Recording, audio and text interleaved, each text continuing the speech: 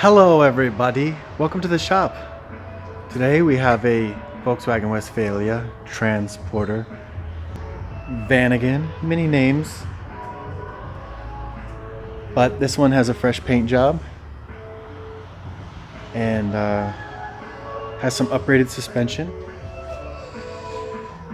and was just purchased by a customer of mine who is very excited about it. And I can see why. It has a lot of potential. It's got the pop top for some camping on the inside of the roof action. First thing I did is turn the key and it doesn't start. Wiggled the back of the ignition and then it started. Second thing that happened was the wipers were on and the driver's side stopped working.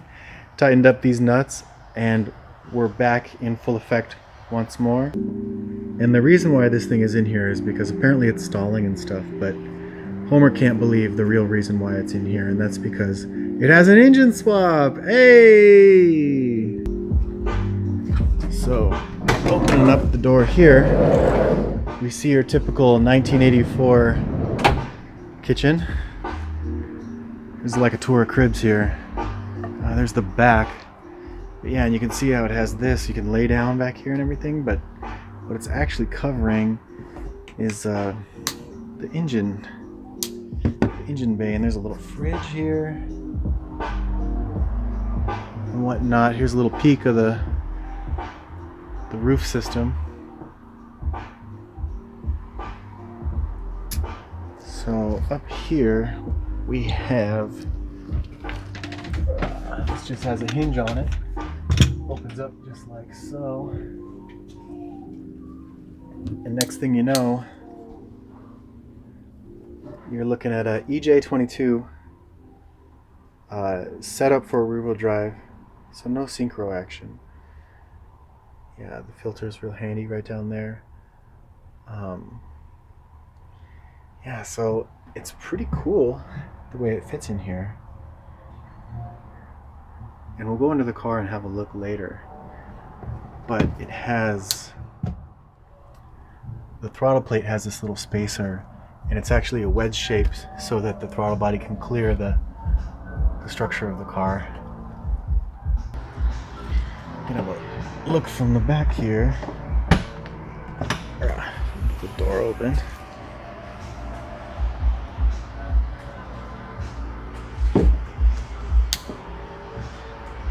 Pop the hatch. And here's what we're talking about.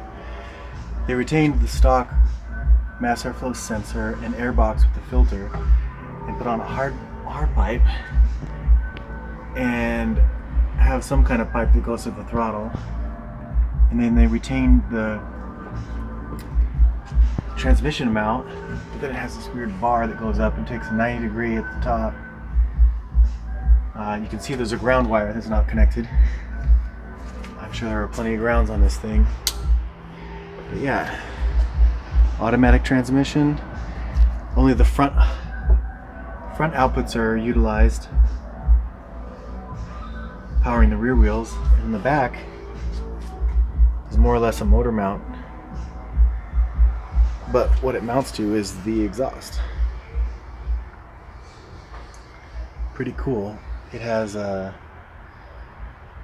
battery over there, pretty significant size, pretty average size.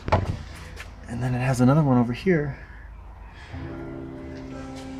with a switch. Pretty nifty.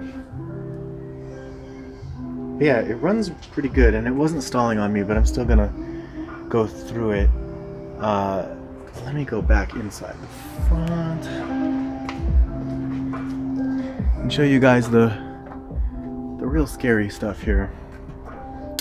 And that's it's under this Tupperware here.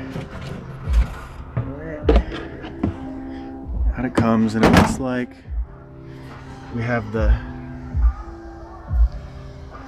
super utterly scary situation here. I bet it's the whole wire harness, the interior and exterior engine harness. Oh, and look at that. You can see how many miles it has on it. It has the odometer. That is pretty interesting. 54,000. Is that what this is? I wonder if that's how many miles the engine has on it. But there's the TCU and the ECU. Some relay centers. He's got some of it red labeled. But look at all the wires that are just going everywhere. Some of them cut, some of them not cut.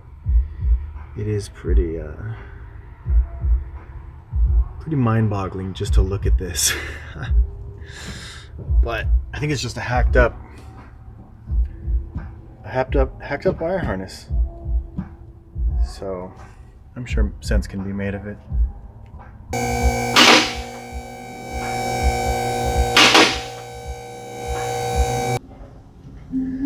So it looks like we have some 4-piston calipers that possibly came off of a Mercedes, and some good tires, some aftermarket bushings, big old sway bar, serviceable, greasable. Look at this upper arm, so like, you know, a lift kit, solid lift kit. Standard springs? Maybe. But yeah, that upper A-arm looks like it has camber adjustment. Yeah, caster, camber. Yeah, that's pretty cool.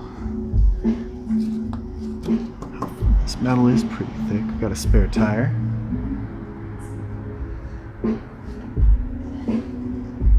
Look at that gas tank. What are these, Bilstein shocks? Bilstein shocks?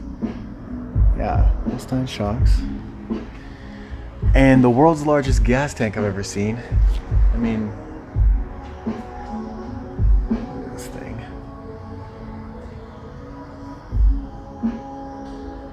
Enormous. Good looking frame, painted. I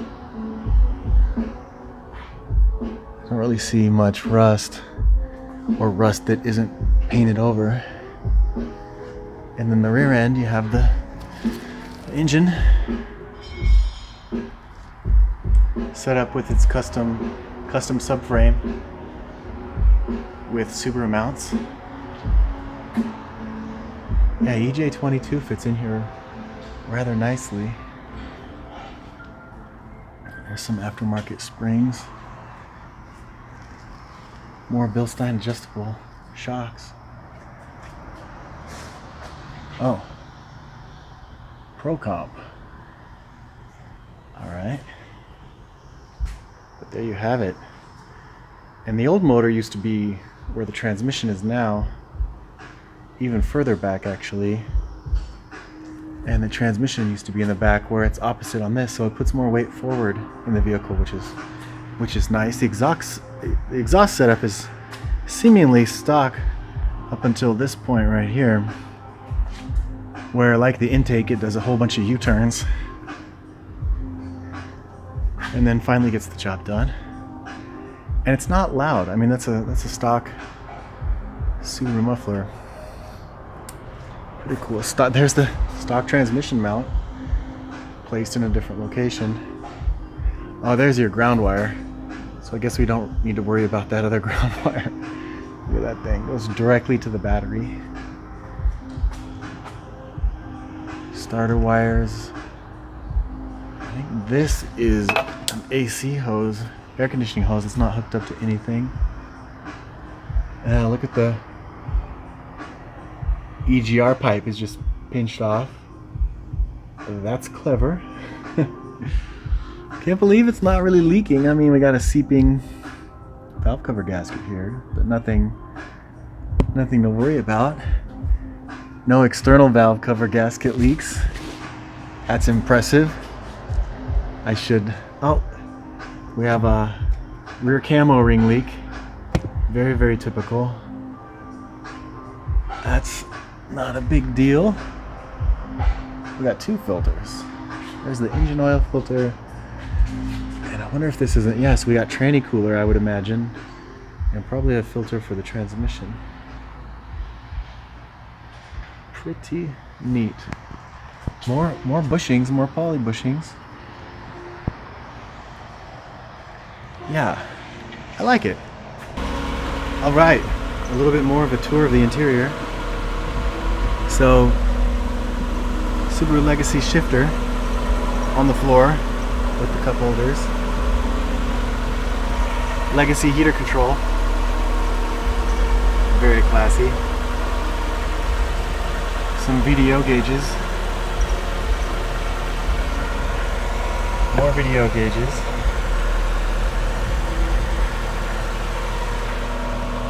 A useless clutch pedal. Yeah. But very roomy.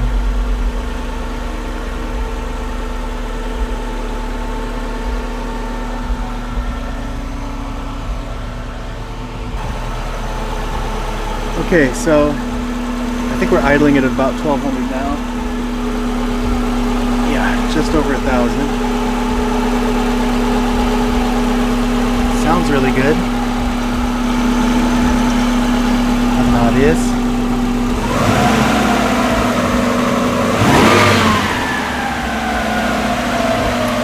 It does kind of hang up,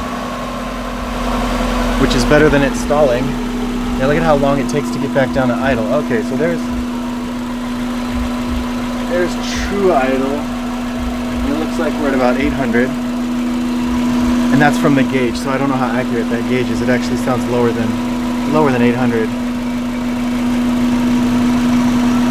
It doesn't feel rough at all. The belt's loose. I can see it moving and I can hear it chirping.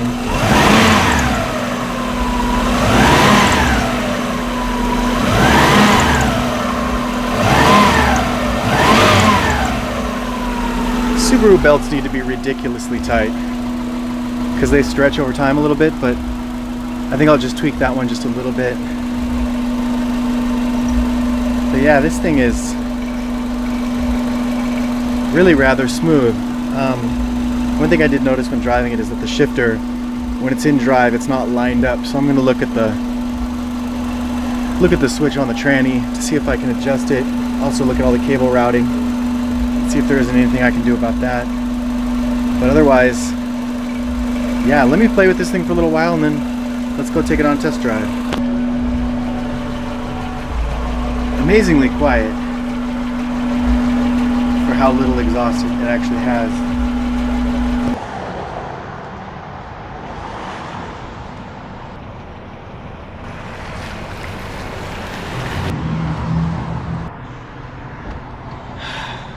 Alright, let's see how it drives.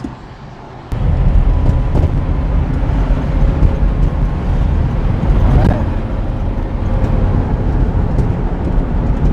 And we are on the road.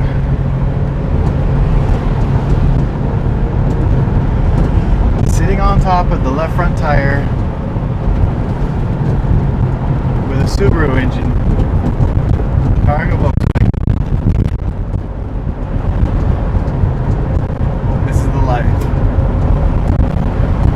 Definitely faster than that Honda that I had. That tiny engine, 3-cylinder Honda. 2-cylinder Honda. The Acti. A little bit more stable. But it's still, I still feel the shakes. It's still kind of dancing around a little bit. I don't know, I guess I don't have power steering and it is higher than normal and other such factors. So maybe that is making me feel a little bit not at ease.